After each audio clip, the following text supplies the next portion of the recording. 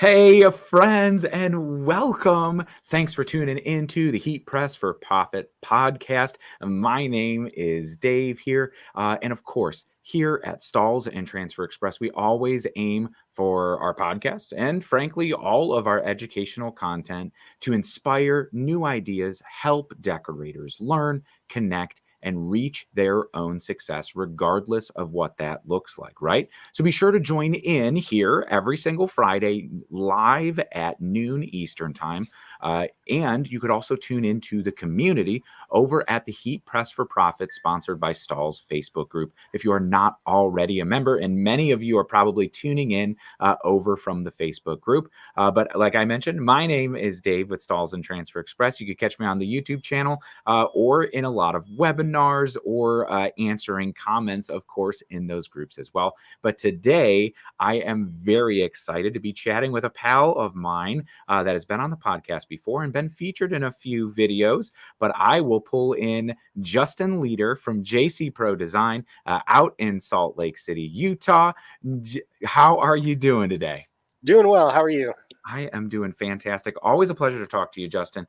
And I know from the last time that we talked to even when we visited last year, which if you haven't already seen the Heat Press Transformation video series that we did out with Justin, it's absolutely phenomenal. Still one of like the standout favorite shops I've been to, from the people to the way that you treat your employees. And we're going to get into that in just a little bit, and the way you've grown your businesses, which is like the big topic today, right? We're going to be talking a lot about growth and opportunities. But if you haven't seen that video, go out and check it out. It might be like a little bit of a time capsule with how fast you move with your business. But it is so insightful to see, hear your story, number one, see your employees and see the processes that you put in place to be incredibly efficient, incredibly effective, and grow your business from essentially what your living room to facilities, and even expanding, looking into the future. It's a great story. So if you haven't seen it already and you're listening out there, either on the podcast replay or live right now, cue it up on YouTube. It's over on Stalls TV. And yeah, like I mentioned, I've been to a lot of shops even since we came out and visited your shop out in Salt Lake City, and still is such a good standout location of what you can do with all different types of printing technology, because you really you do have it all. I know a lot of decorators, focus on just heat printing or just screen printing or maybe just embroidery, but you were able to kind of bring it all in house, weren't you? Yeah, we are. Pretty much the only thing we don't have is pad printing. And that's as you kind of get into the promo market too, that could be quite lucrative. Is that something that you're looking to add? Probably not, especially with the technology with UV DTF and those kind of things. That doesn't really make sense. And with how much that I think UV DTF is kind of really blowing up into the market. And I will say the first UV DTF printer that I ever saw in person with my eyes was at your shop. Yeah. Seen them online and heard about them, read about them. I've seen UV DTF results, but yeah, you had it, and wow, that's cool. And and that's something that we're going to talk about here in just a little bit, is like the way that you really jump into technology, and you embrace it, you embrace new printing methods, and then work to fill the capacity behind it. But today, specifically, as you may know by the title, maximizing growth and expanding markets, we are diving a little bit deeper into some maybe more higher level business goals or business conversations, looking at those success strategies that you've used that take JC Pro Design higher, and strategies that any of our audience listening at home could kind of take some inspiration from and help expand their own business, add value to their own shop, right? And maybe attract new markets that they otherwise maybe didn't think that they were right for, right? So like planning for the future and building that growth. And I see a whole bunch of our friends tuning in from all across the internet there, LinkedIn, YouTube, and as well as Facebook over and in Instagram. I will mention that if you are just tuning in right now, we are live, so that you could ask any questions. We'll pull them up on screen right here, and we'll be able to answer any questions live. And it's my favorite thing to interact with audiences out there, like our great community that we have as heat print decorators and apparel decorators of all different sizes. So, Justin, I know in our past conversations that you've made a lot of smart investments into equipment and almost more importantly, people, right? Recently, just this year, you acquired a promo company essentially and took a big dive into the promo market. Could you tell us a little bit about that? Yeah, it's he was actually a broker that used us for his screen print when he primarily does promo, but he would use us for his screen print and everything. Started talking to him, working on numbers, and he needed more infrastructure to grow, which means, the back end where we have art and an assistant and customer service, that he doesn't have to be everything. And it is pretty incredible to see the difference that promo makes. And I've implemented it a lot with a lot of my customers now too. And you kind of started from promotional material for those who maybe haven't watched the Heat Press transformation yet, which, side note, totally go do that, or have joined us for any of the other podcasts, that like you kind of started making merch as promotional merch for your own business, right? Yeah. I owned a supplement company, and I found a bunch of different places that messed up a bunch of my stuff. So I figured I'd start with a silhouette and a heat press, and started in my living room, and people started asking, who does your stuff? And it just expanded from there. So I guess it was pretty easy for you to understand the power of promotional merchandise. Yes, it was. It's amazing what people will do for a t-shirt. Yeah. Oh, yeah. And so, with bringing on, the client base from another promotional products distributor or manufacturer, a company, uh, how has that kind of changed what you are servicing? Do you see a lot more promo goods, say, outside the traditional apparel space that you have been decorating, or you were like kind of a contract decorator for? We haven't been doing a lot of the decoration on that. A lot of those Sage, ASI, and PPI distributors, they do it so low cost, it doesn't make sense for us to do it in-house. Hmm. However, for on-demand online stores, those kind of things, we're doing a lot more promo with UVDTF, and even we press Ultracolor Max on some journals and stuff like that. Yeah, and for great results, I used interestingly enough, I use the leather patches, right? Mm-hmm. So leather patches and traditionally applied to headwear, that, or maybe some outerwear sometimes, but put on like a nice little notebook, like it had this like super nice vintage vibe, and yeah, be able to produce those on demand. But you mentioned kind of like outsourcing orders too. So that's very interesting because we always have the conversation with a lot of decorators of like when to outsource, when to insource, and like, yeah, of course you are moving off some of those profits, but has have opening up that huge wide availability of all these promo products, has it positioned you as JC Pro as like this like superior one-stop shop then? And with that, have you seen any impact to your other decoration methods, your bulk screen printing, where somebody maybe wasn't coming to you, but now as a one-stop shop, you've kind of been able to reel a little bit more in? It has. It definitely has. It is funny. People do associate, but also they don't realize that promotional does kind of tie into screen print embroidery. And we're seeing more and more promo, especially nowadays. People are more budget friendly and looking for cheap handout items, those kind of things. So promo has been growing exponentially. Yeah, and a big, large portion that we've seen. I mean, just like your example, and so many other decorators out there, as you know, it's like that question. I know, just as in my history as an apparel decorator, where people come up to you like, they know I do shirts, right? Mm-hmm. But like just this morning, my buddy's texting me like, "Hey man, I might need some banners. Like, do you know anybody who could hook me up with some banners?" So it's nice to be able to have all of those kind of tools in your tool belt that you could use. Oh, absolutely. Doing banners has gotten us so many other customers. When they show up to pick them up and see our showroom with all I didn't realize you did this too. Can I get a quote on some hats? And banners has been a big door opener for us. Yeah, and so you've been doing banners kind of going way back too, haven't you? Right. The first thing that I bought when I expanded beyond just the silhouette and the heat press was a print cut, Hmm. a wide format print cut. So we started doing banners 6 months after I started. So yeah, a nice staple. And I would say even like, well, it's not like a promotional product. If you're going to be distributing promotional products, you're probably also going to have a banner. Yeah, true. And there's actually a lot of industry specific places that you can contract banners out to. Like we even do a bunch of contract banners for those people that working out of their house. That's awesome. Yeah. And so it's filling, I mean, you kind of serve both, up the supply chain and almost even down the supply chain then too. Hmm. That's rad. So it's kind of a big deal to acquire another company, right? Like that has to be such a monumental moment for you as a business owner, right? What kind of thoughts, is there a catalyst that like sparked it, or like what kind of thoughts went through your head? How did you prepare to make that decision or move forward with it? The one with Colin in Small Lake City was it was pretty smooth. He's the one that brought it up to me.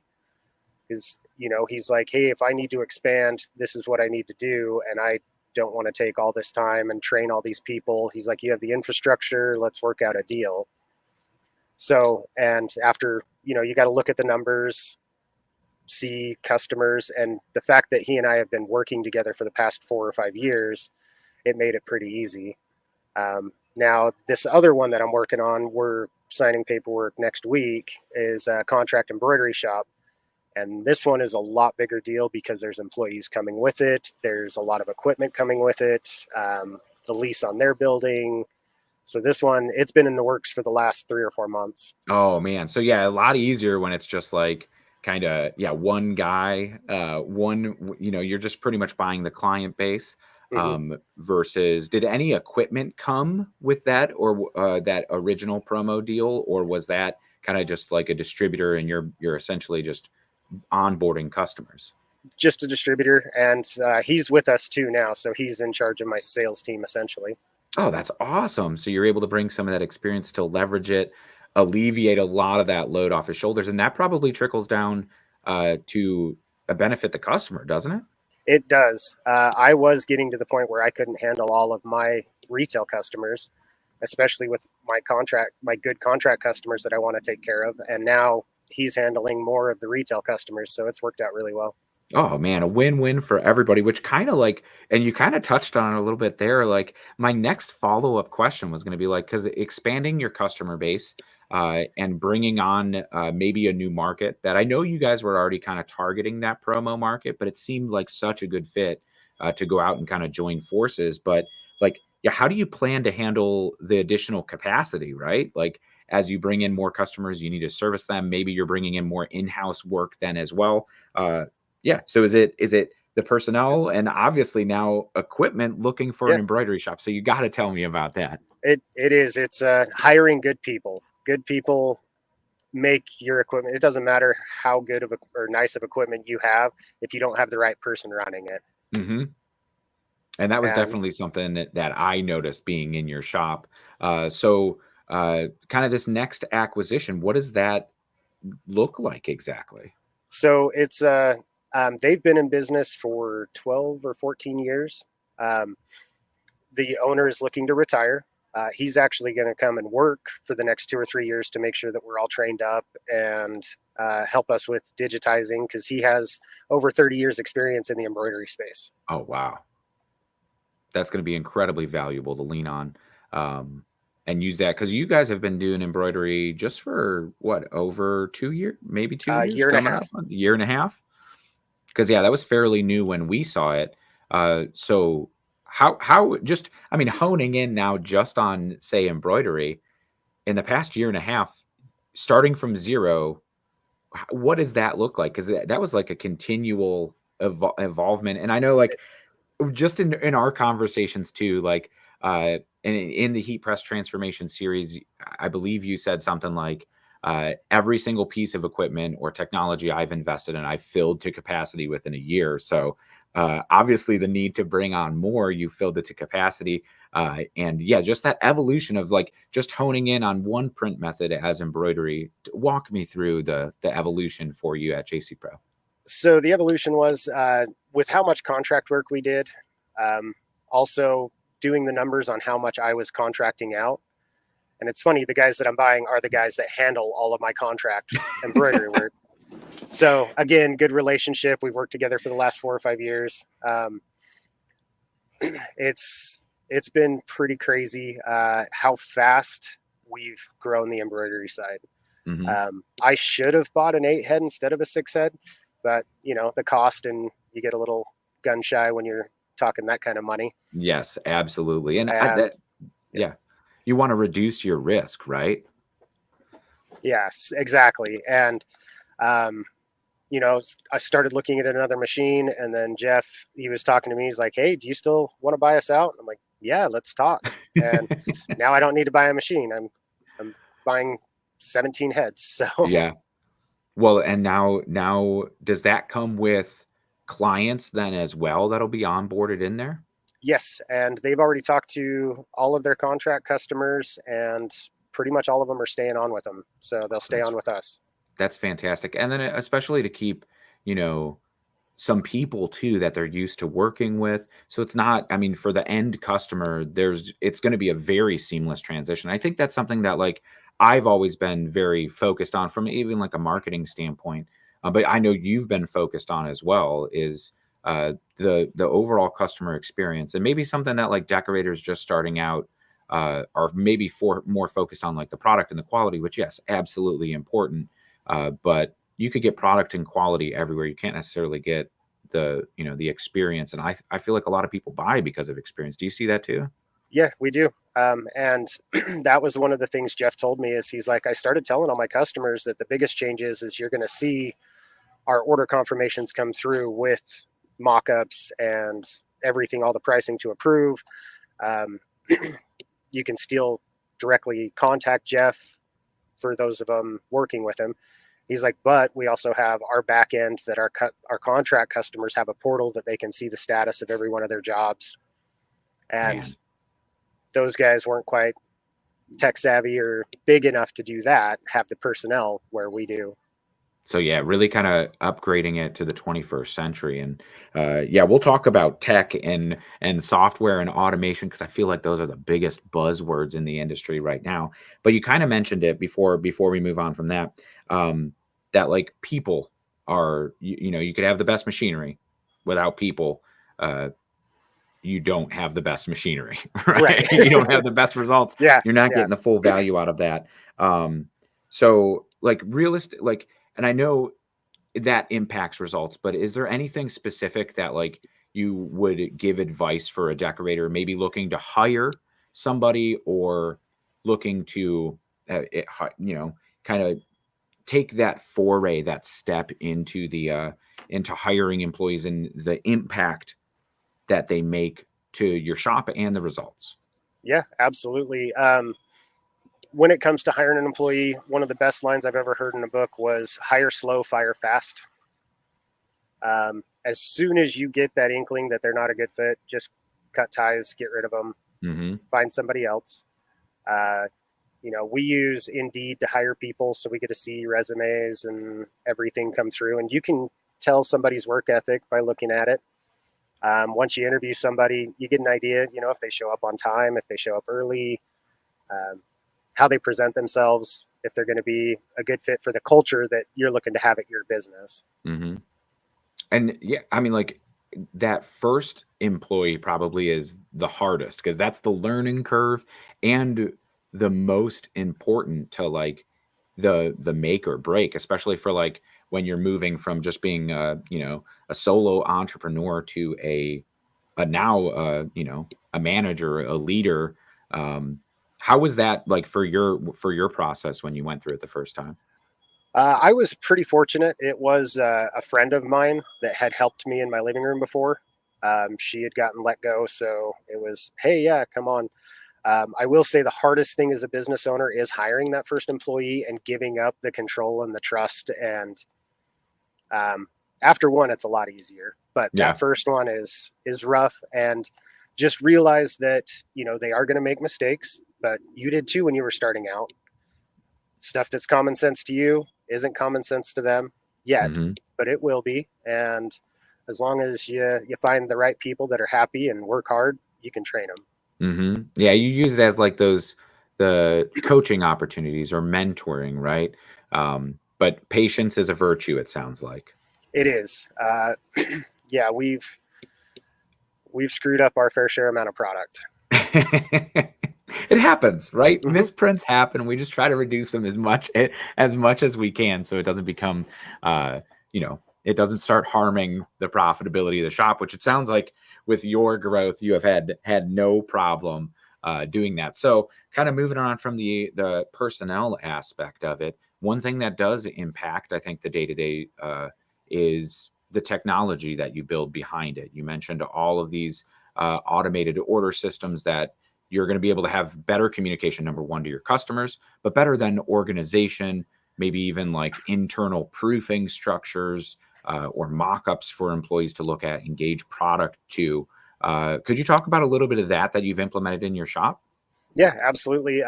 We have been using a virtual assistant to do all of our data entry and mock-ups. I just hired another in-house artist to help with that, as well as separations. Mm-hmm. Um, it's software and systems and processes are stuff that I wish I would have invested in earlier.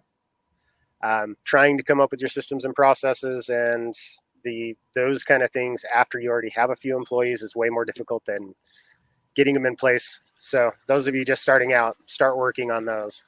Yeah, it's never too early to start. So before you started kind of outsourcing some of that manual data entry stuff like that, was that something that you were doing yourself? Yes, it was. And you don't realize how much time it takes, and it's hard to give that up as a. It's like, well, I know what the customer's looking for, so I might as well just do it. Mm-hmm. No, send it over. You can train people, get them up to speed to where they can do it. It's just giving up that and trusting that they're going to learn. Mm-hmm. Yeah, and that certain like I don't even want to try to quote it, but it's like that delegation chart. Like, is it important? Is it urgent? Do it. If it's not important and not urgent, like delegate it. Essentially, it's a lot more complex than that. So don't take my word specifically. That's that is a great way to put it. Is based on that level of importance. And I know that was something that I think we touched on the last time you were here on the Heat Press for Profit podcast. Was Richard, right? One of the managers in your shops was doing a lot of artwork hands on, where he didn't necessarily. It was taking up some of that time. That it's like that's a trainable skill. Being a manager to the employees, being present on the floor. Was something that that's not something that he could delegate, and you guys did implement some change there, didn't you? Yes, we did. We took that off of Richard's plate. So he'll do some of the complex separations, but for the most part, the separations are done by somebody else. Mm-hmm. And And what impact does outsourced, that? Yeah, what impact does that give to the shop in it's that big benefit? it's made a huge impact. Big thing is Richard doesn't have to hurry and do art because something's breaking or somebody has a question or, oh, hey, the screen tore.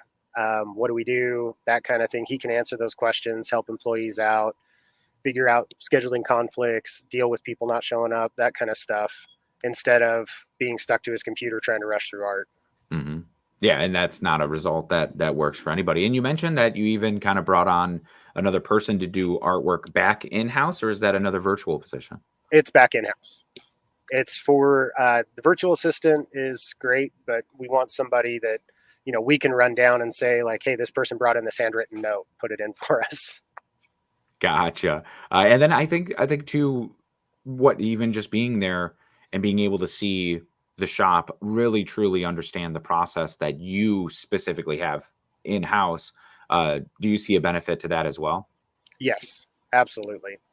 Um, that's another thing too, is where we are getting into the more on-demand era, having somebody that can make artwork changes immediately instead of having to, granted you're the right virtual assistant, they're pretty quick, but having somebody in house is just that much faster. Mm-hmm. Yeah, just get up and go take a little stroll over there and like, hey, could you help me out with this? We Mm-hmm. need to.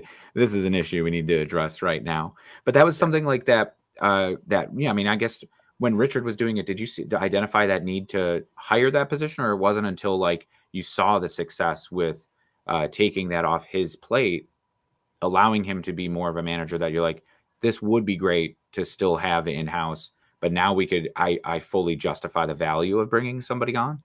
That is more accurate. Is after taking it off of Rich's plate and seeing the impact it made, it started realizing, oh well, how much is that going to take off of me having to do a random mock-up or design this piece of artwork for one of my really good customers, that kind of stuff.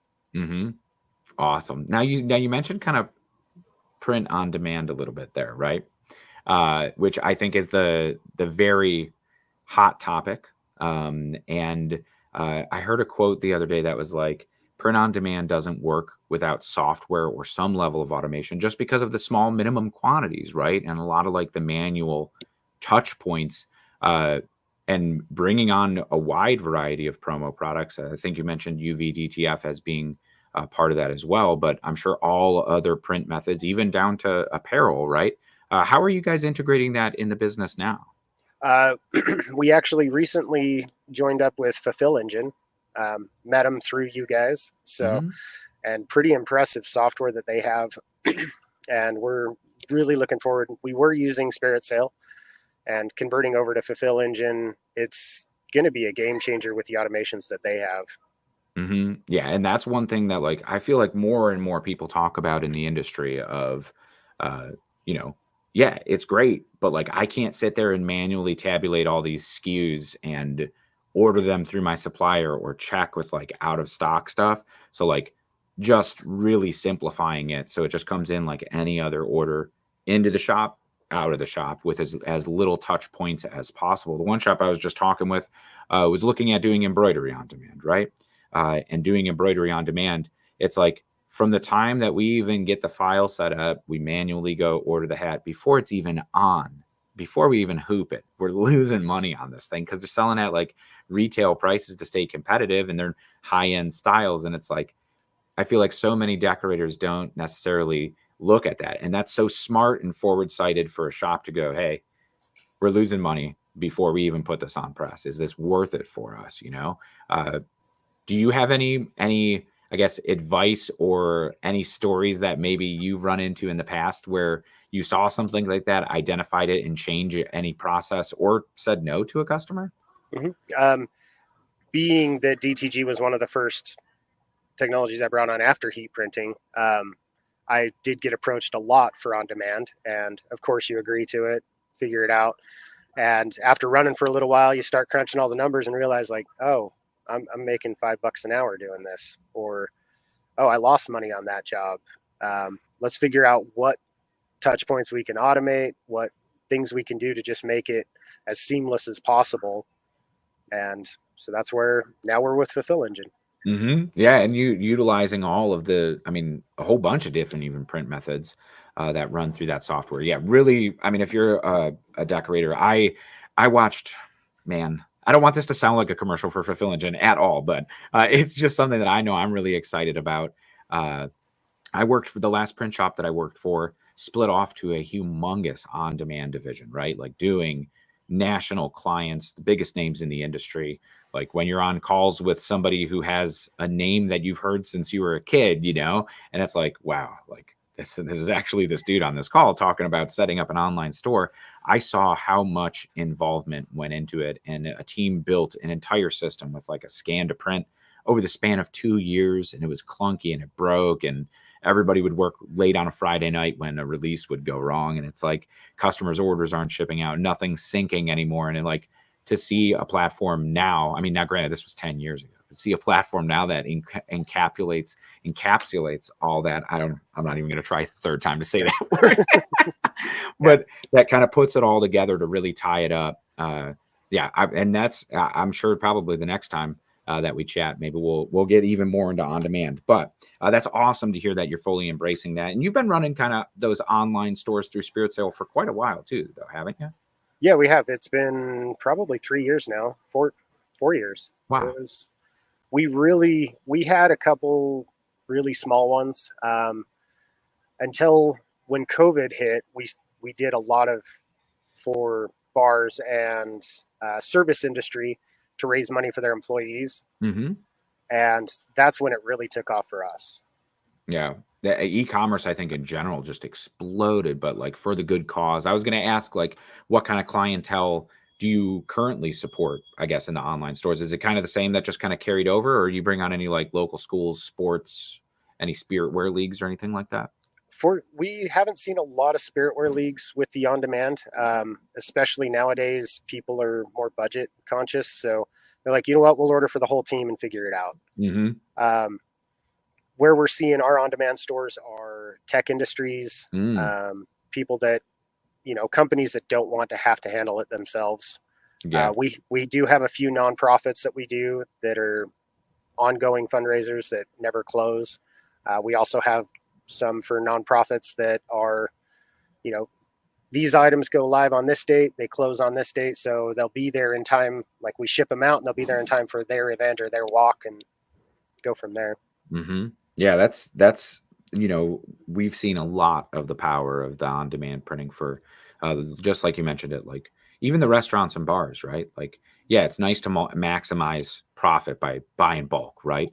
But sometimes, just like when you were talking about like making an investment into embroidery, making a large, substantial investment into merchandise for a restaurant or a small bar could be and like sometimes it's not as easy. So for them to be able to still make money, turn a profit, and not take the risk and guess of like, will this style sell or not? Like that you see, I think that's just like the rise of on demand, the e-commerce, the I don't know, that maybe the Amazon economy that we live in, where it's like I want to buy it and I want it now. Yeah, that's there's one of our bigger bar customers. He orders in bulk, and it's because we did run an online store for him, and he did pretty well. We did quite a bit, and he had ordered bulk before we did the online store, and was talking to me about how much they were doing, and we were figuring everything out. And he's like, "I sell double when people have it here." So he started stocking it. But we have other bars, other restaurants that just are totally happy doing the on demand. They have QR codes to, hey, here's our merch stickers on the tables. Hmm. Well, and that's, I think, like really important the way that, because on demand printing, I feel like it was the same thing as like direct to garment, where it was like, oh man, like this is gonna ruin bulk printing. But some decorators have found that like it even helps them in some cases free up capacity for the more profitable jobs, even on a say like a automatic screen printing press, right? Where it's taking those other clients, or it's building the solution as a whole, like what you have, where it's you have every decoration method available and every way that you could sell apparel, decorated custom apparel, uh, for that full solution. It really is. And as you run the stores, you start to see trends, how much they're selling. And so us as a business owner, for example, one of our stores, like, well, they're going to do this many pieces, so let's do a big run average of these sizes, and if we end up with a little bit of extra inventory, we end up with it, but our margins are higher now because we're selling it on demand Yep. and Yep. ship it out in a day or two. Yep, you're charging that price, and yeah, be able to fulfill it a little bit easier. And I think that's the power of like looking at that data and being analytic about it and not guessing, because then that's going to ensure your profitability, and having that relationship with your customer to know that like they're there for you. Exactly. And don't get emotional, Yeah. don't, hey, we're going to do this because I know this store is going to take off. No, deal with the on demand, deal with the hard stuff until it does take off, and then you can do the bulk and ship them out. Focus on the facts. Yes.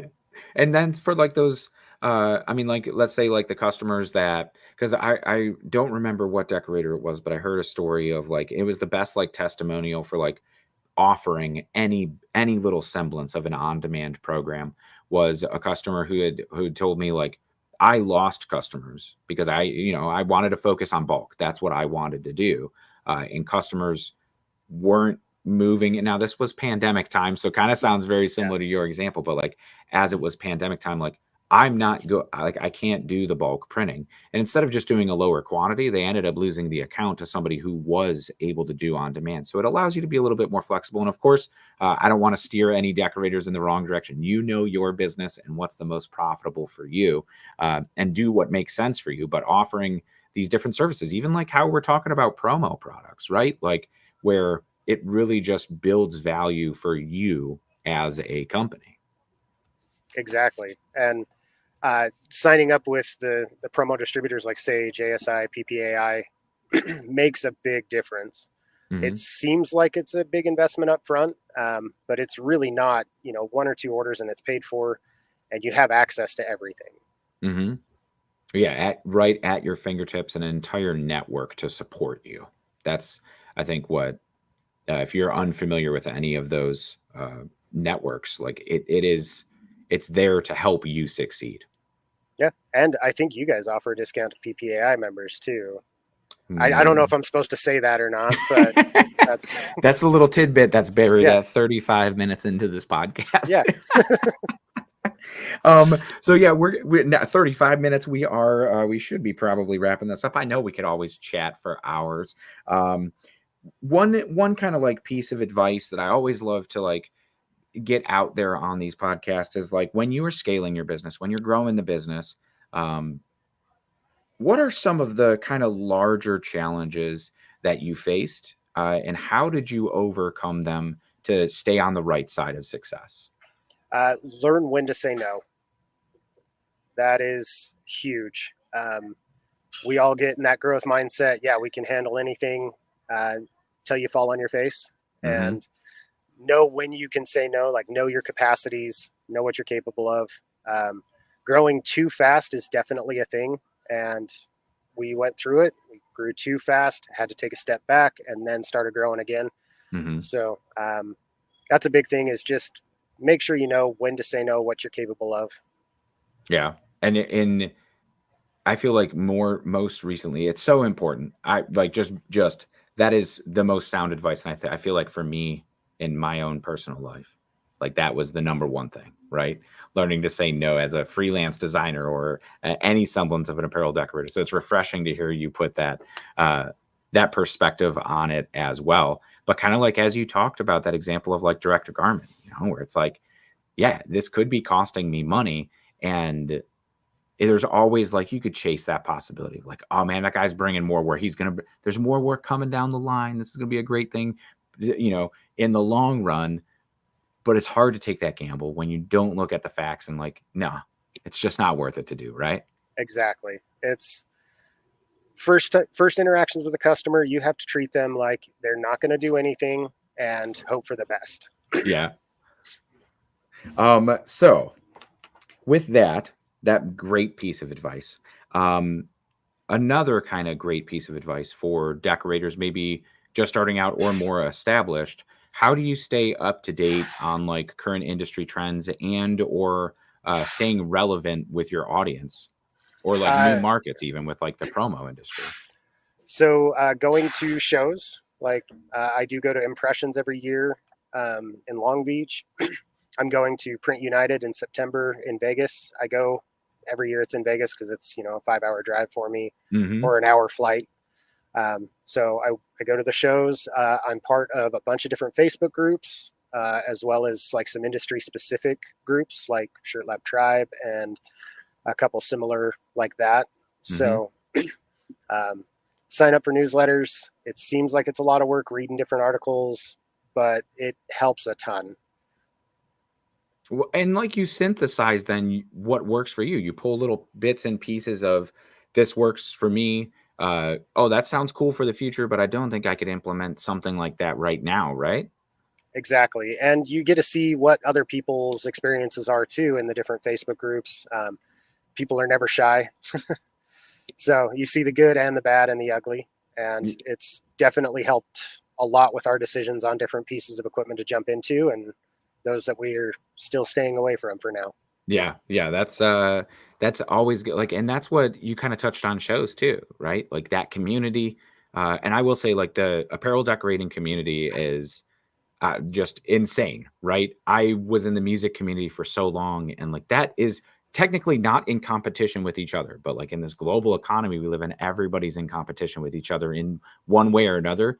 But with apparel decorating, everybody's so willing to help somebody else out and kind of pull them up, and it lifts the entire industry up as a whole, and really kind of helps people when they're just getting started, or even in business, like you mentioned, like looking at certain pieces of equipment. And there's shops all the time that'll be like, oh yeah, you're looking at buying this specific heat press or this specific piece of embroidery equipment, like we have one, come on in and take a look at how we're using it. And it's like, I don't know, it's so refreshing and beautiful to see that like there's that level of community that I feel like a lot of other industries, and even something like music, where it's like it should be collaborative. It should be a community where it becomes much more of a competition, which I think harms that overall growth, right?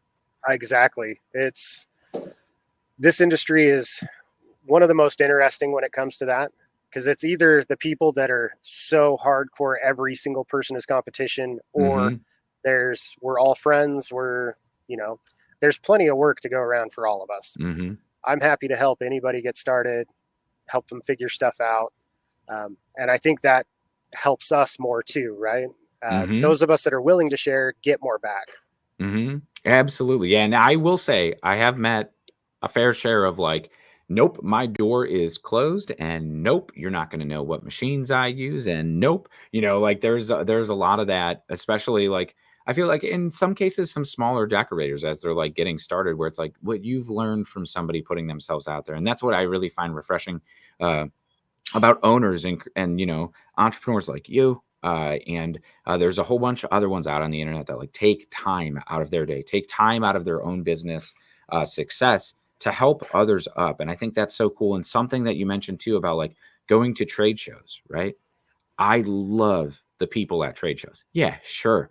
Cool. It's great to go see equipment, right? It's great to go see education, see the latest innovations in the industry. I'm a nerd when it comes to putting ink on any type of substrate. So, like, I am there for that. But every single time I leave the most impact on me, uh, and I've heard this from a lot of other decorators, is the people, the community. You find your tribe, right? It's I could only nerd out about t-shirts and printing, or being an entrepreneur so much at home, that like when you get in a room of like-minded peers who, oh, have you tried this? Have you seen this? Hey, have your customers been doing something like this too? Where like you really get to build that up. Do you see that too? I do.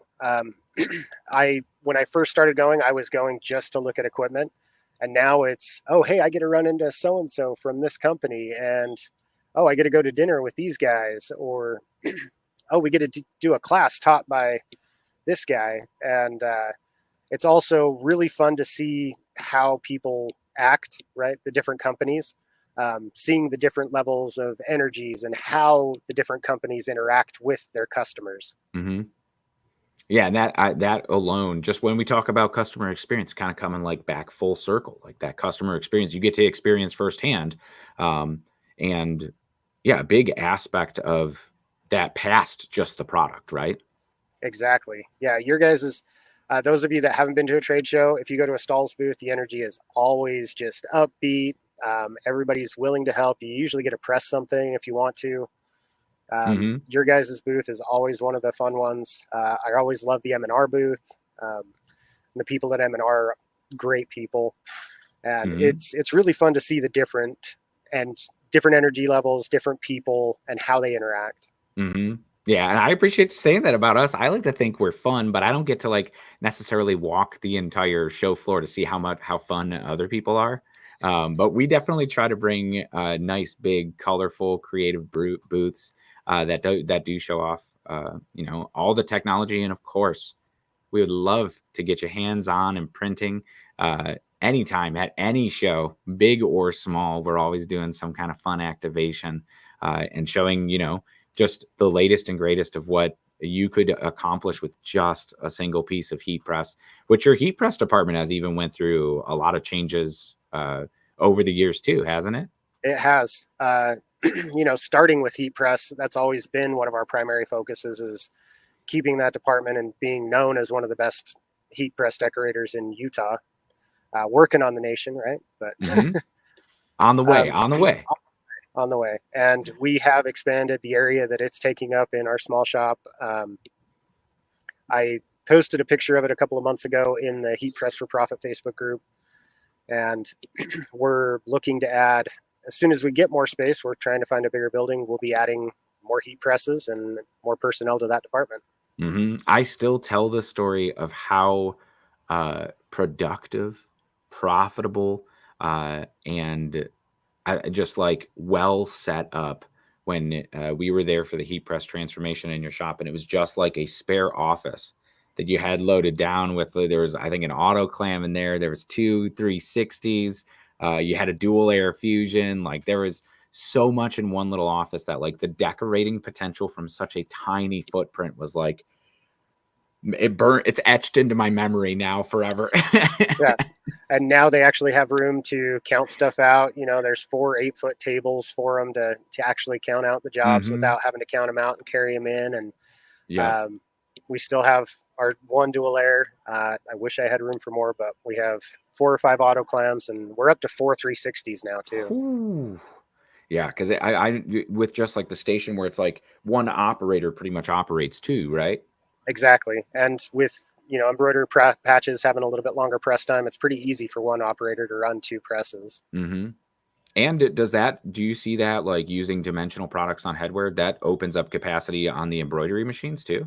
It has. It's opened up a ton, and it's also given people that option that, hey, we can't embroider that, but we could do it out of a woven patch. The detail's too small.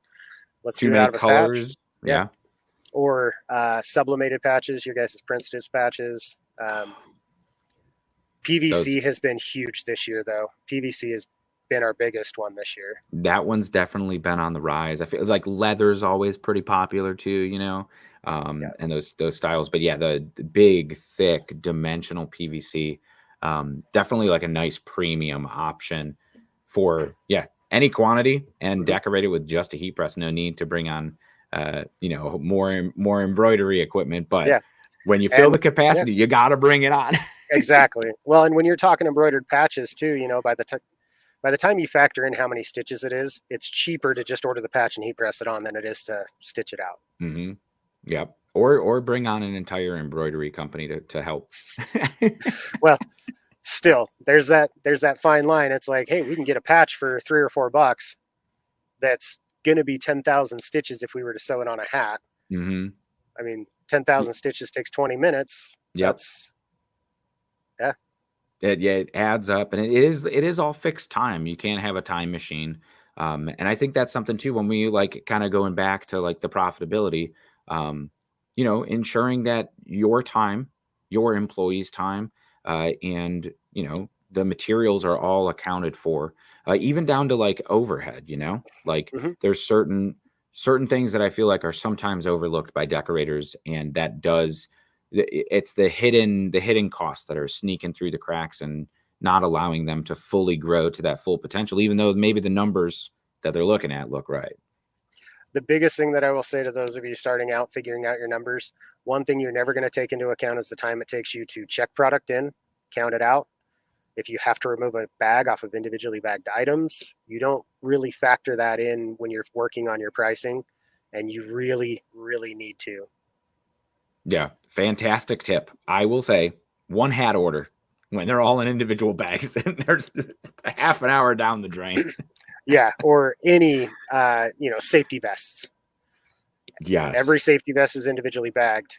Every premium item, really, any retail brand item, North Face, all of that's individually bagged. StormTech's all individually bagged. You really need to factor in, hey, this is going to take somebody, even those couple of seconds, but on 100 items, that's 5 or 10 minutes. And a little bit of time there, like that's such a perfect example. I'm so glad you brought that up. Like that little bit of trickle that just falls through the cracks, that like, man, I thought we ran the numbers on this. This was supposed to work for us, and then it doesn't. So we are vastly over time here today, and I really, really appreciate the conversation. Want to shout out some of our friends out on the internet. Frank says, happy Friday, guys. Craig out in New Jersey says, happy Friday, Dave. We have some international listeners. Justin Paul, greetings from South Africa. And Joyce saying happy Friday as well. Darren Plank from Topeka, Kansas, and good morning. It's quite early morning, I guess, for you out there in Utah. It's midday here on the East Coast. Yeah, it's not too bad. We're 2 hours behind you. Yeah, not too. It could be worse. It could be. But it's 5 o'clock somewhere, right? Yeah, it could be Hawaii, right? Just 6 o'clock in the morning. Yeah. Or maybe I guess a little bit later than that. Before I let you go here, Justin, I do want to thank you so much for joining us here today. Looking forward, what are the next steps? What do you have planned? It sounds like you already got a full plate looking forward from what we've heard, but even past that, what's on deck for JC Pro Design? Our primary focus right now is more space. We're Mhm. looking for a bigger building.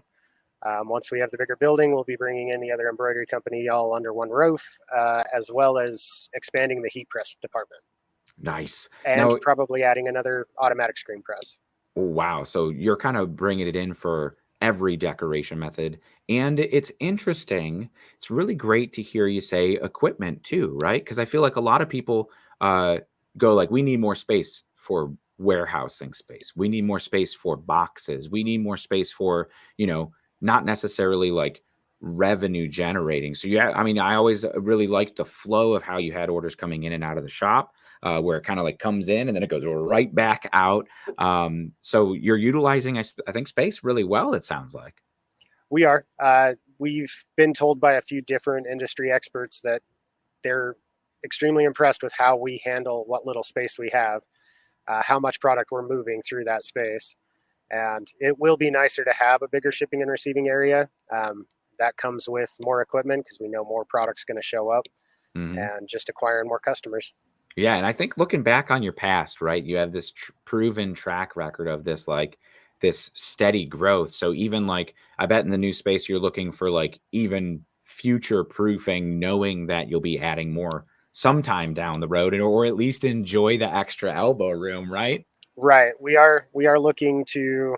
I'm hoping that we can get a space that's going to be our forever home or something that's good for the next 5 years at least, 5 to 10. But who knows what we'll be able to find and what we can get. It's still an interesting market right now. Slim pickings here in Utah. Yeah, absolutely. I think and that's something like the real estate costs are, through the roof. And yeah, until it starts coming down or something changes, I could see that being an absolute challenge. So I wish you the absolute best of luck. I'm always in your corner, Justin, room for you. And that I'm always just floored by the great work that you guys are doing out there in Salt Lake City. And one of these days, very, very soon, we'll come back on, stop out back by. Maybe when you get the new, the new place, you move everything all into one. We'll come on back out and do let's look back from where we were last time we visited to where we are now. And yeah, hopefully one of those dinners you mentioned or hanging out for those trade shows will be with me and the rest of the Stalls crew when we see you in Vegas for Printing United coming up. And man, just 5.5 weeks, I think it's coming up very, very quickly. Yeah, it's coming up real fast. And I can see if you can make it to dinner with us on Wednesday night.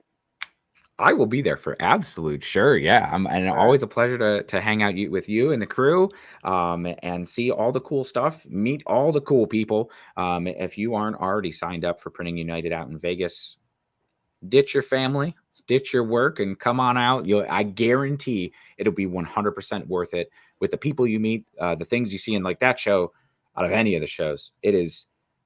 3 days almost isn't even enough to walk the entire show floor. It's so large. You kind of need that plan, but it's great to be able to connect with the events that they have, the education that's going on.